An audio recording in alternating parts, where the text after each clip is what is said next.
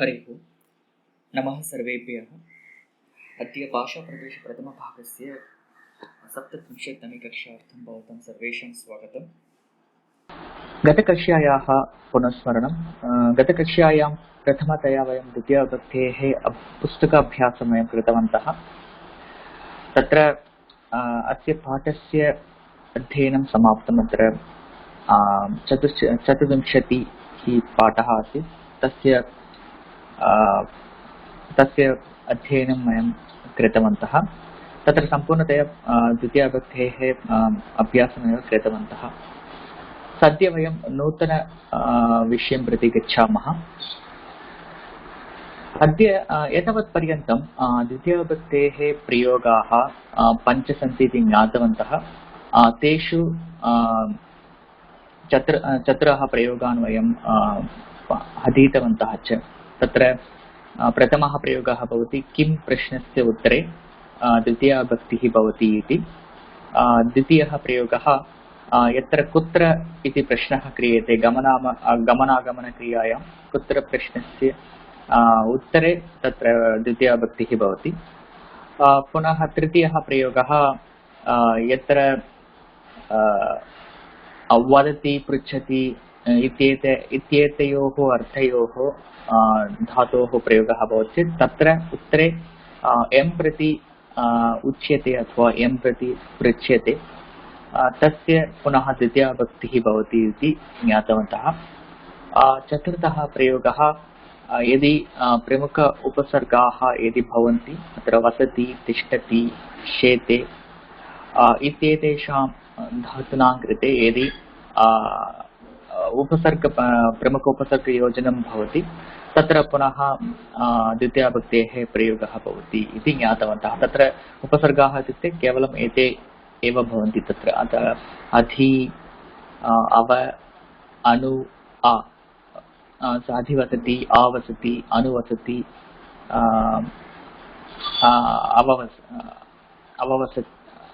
अधिवसति आवसति अनुवसति।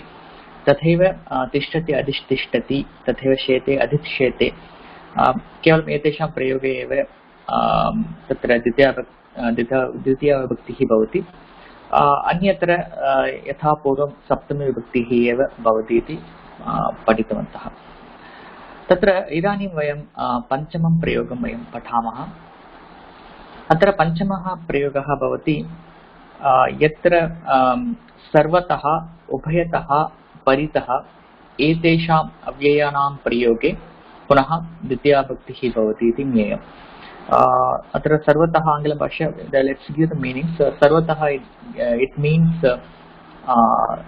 around or surround and from all the sides, and ubhayatah on both the sides, and paritah surrounding that particular object, surrounding all around the sides.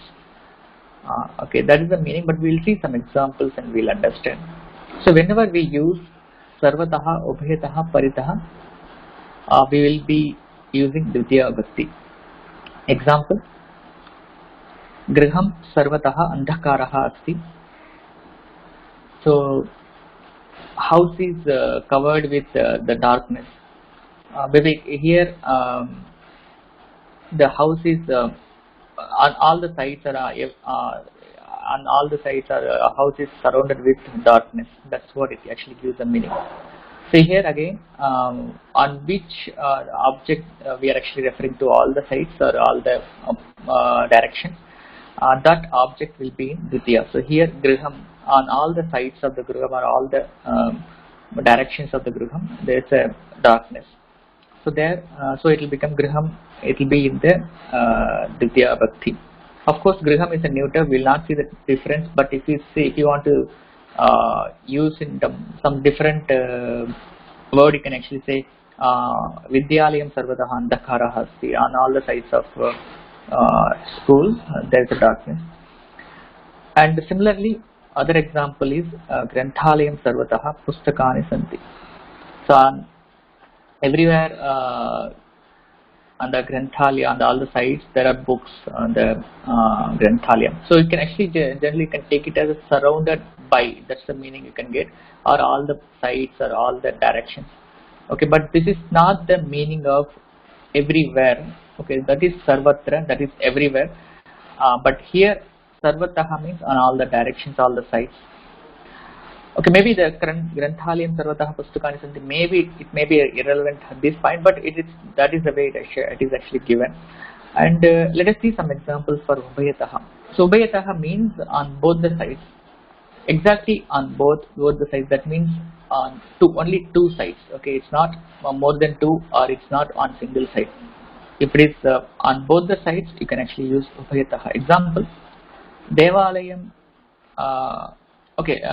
The next example goes for paritaha.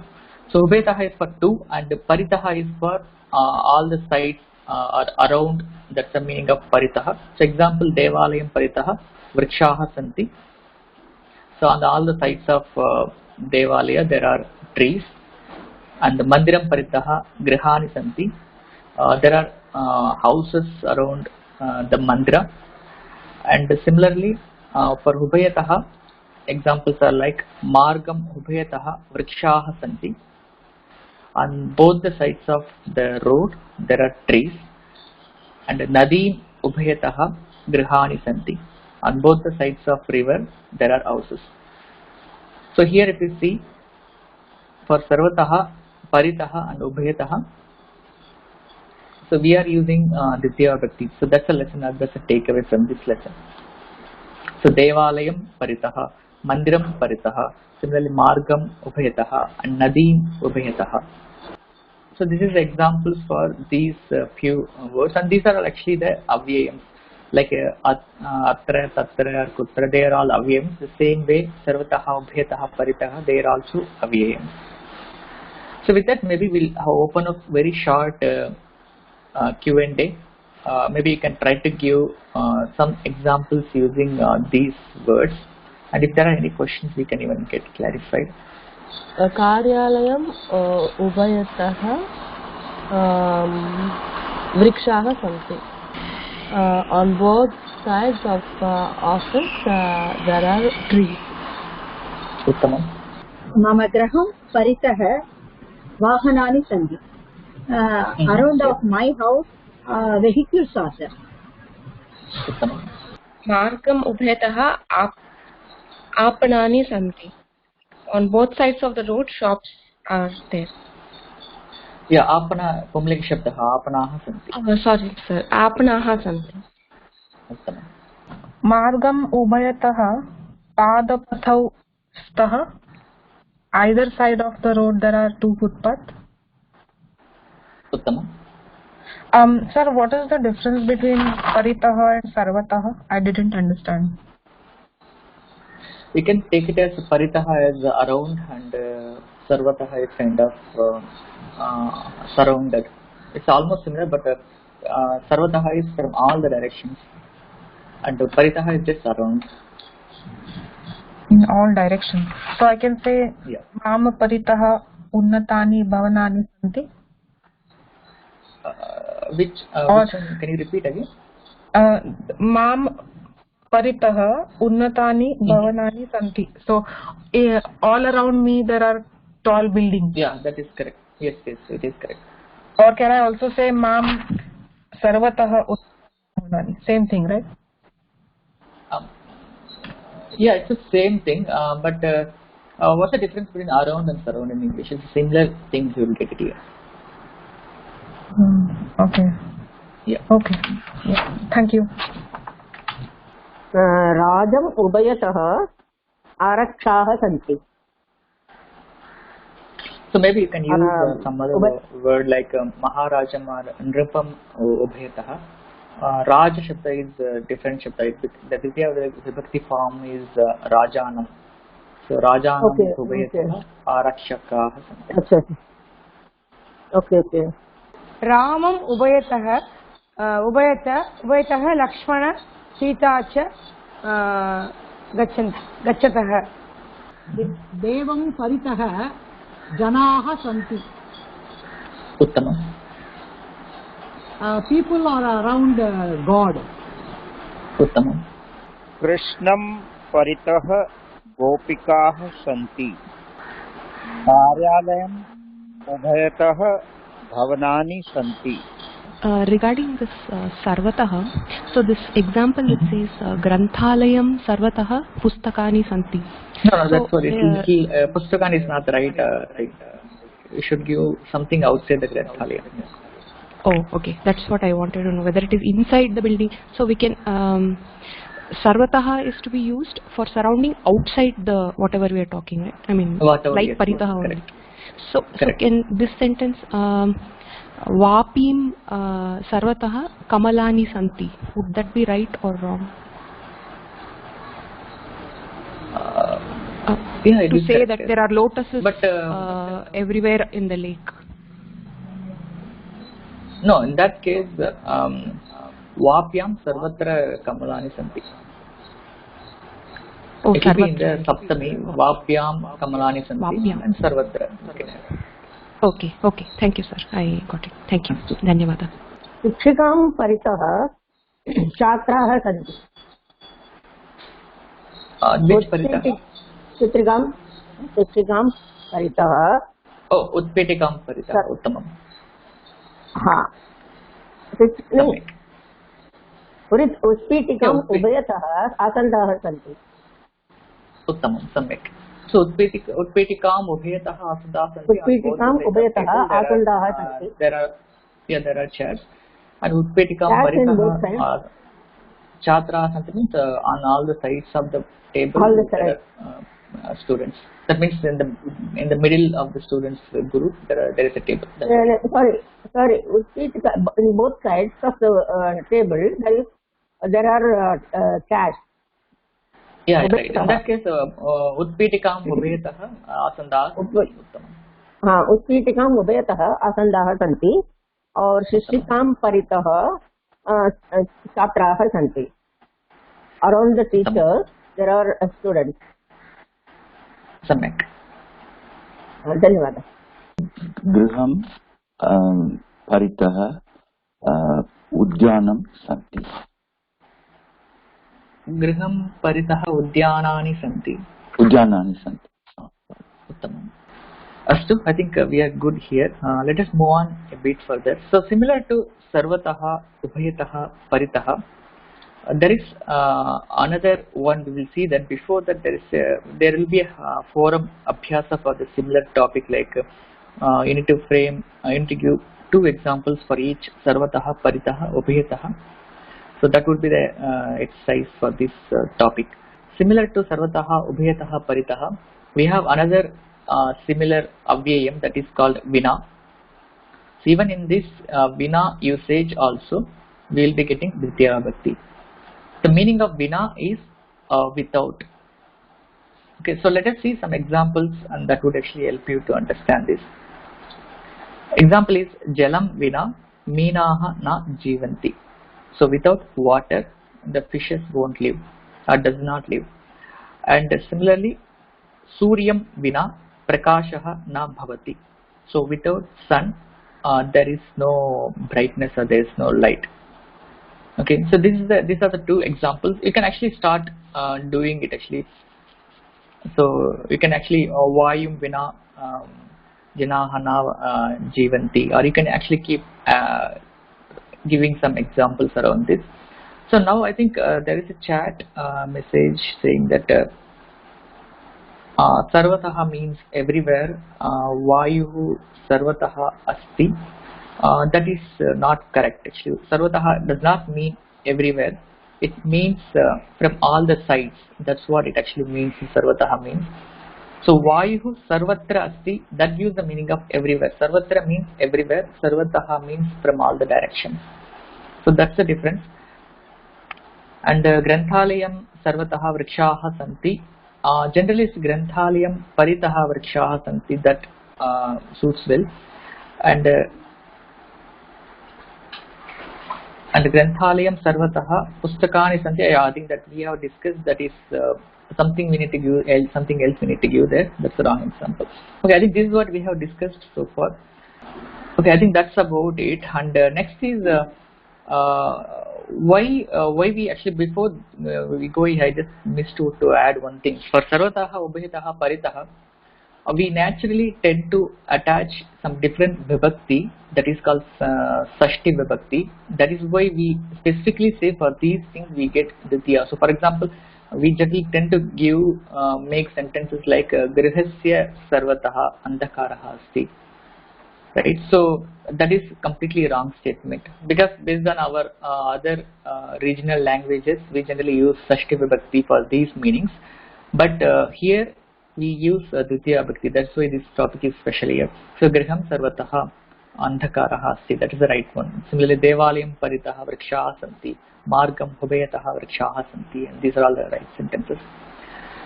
Okay, coming back to Vina, I think these are all the two examples. Jalam Vina Meenaha na Jivanti, Suryam Vina Prakashaha na Bhavati. So maybe we can start having some exercise around that and we will move on. Vidyalayam Vina Shikshakaha na patanti. Is it correct? Shikshakaha na patanti? What's the meaning? Without that school, that children cannot read. It basically is Chatraha is a right sentence, I feel, right? But though Shikshaka means the Chatraha na patanti. Na patanti, uttamam. Na patanti. Etam Vina Mitram na Kridati, means without you friends are not playing. Etam Vina, so that means with, oh, twa, what is the word you said? Etam or Twam? Etam. Etam means without that person. Without that person, friend, that friend does not play. Does not play. So is it right, sir? Yeah, it is correct. Okay, sir. One more, I think, question I wanted to ask. Say, in exercise book, there is given Bhagini dash Vina Bhojanam na karoti. The answer is given into bracket is Avleham. So what could be the form of Avaleham in all three vakanas? No, Avalehaha is the word, Prathama Ekavachanam, that is the pickle. Yes, correct. And it goes the same as Rama Shabda. Okay. Ramam, Ramo, right. Raman, same way, Avaleham, Avaleho, Avalehan. Okay, sir. Thank you, sir. Okay. Karmakarim Vina Karyam na Bhavati. Uttama. Maid, without maid, work is not Work does possible. not happen. Yeah. Adhyapikam Vina Jnanam na Bhavati. Uttamam. Without teacher, there is no knowledge. Uttamam. Vrishtim Vina Janaha na Jivanti. People can't live without rain. Uttamam. Can I say Vrishtim Vina Jivanam na Chalati? Is it right? Vaktum shakyate. Yes, we can say. Dhanyavad. Nadim Vina Jivanam Kashtam Bhavati. So can we use Vina with plural form also? Like instead of saying Nadim, I can also say Nadihi Vina Jivanam Kashtam Bhavati. That will be correct. Yes. It's just condition is just a Dvitiya vibhakti. It doesn't mean which vachanam it is. You can use any vachanam. Based on your context, you can use whatever you want. Okay. Absolutely. Mata Vina Shishuh Rudati. Roditi, and what is the form of Dvitiya form of Mata? Sorry, it is Mataram Vina Shishuh Rudati. Roditi, yeah. Mataram Vina Shishuh Roditi. Yeah. Without mother, yeah, baby cries or infant cries. Prakasham Vina Adhyayanam na Bhavati. Yeah, what is the meaning? Without light, you cannot study. Uttamam. Can we say Matru Pitarau Vina Sishu Roditi? Mata Pitarau Vina. Mata Pitarau Vina Sishu Roditi. Vrishtihi Vina वृष्टिः विना सस्यानि न वर्धन्ते. Meaning? Without rain, the plants don't grow. Yeah, vrishtihi is a bahuvachanam, right? Dvitiya bahuvachanam. Yeah, samyak. Dvitiya bahuvachanam. Vrishtihi vina.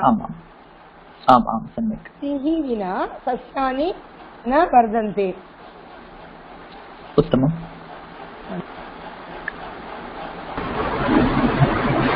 Hari Om Namo Namaha. Namaha. I don't know whether this is correct. Bijani vina, that is without seeds. Sasyani na bhavanti. Uttam, samyak. It is correct. धन्यवाद.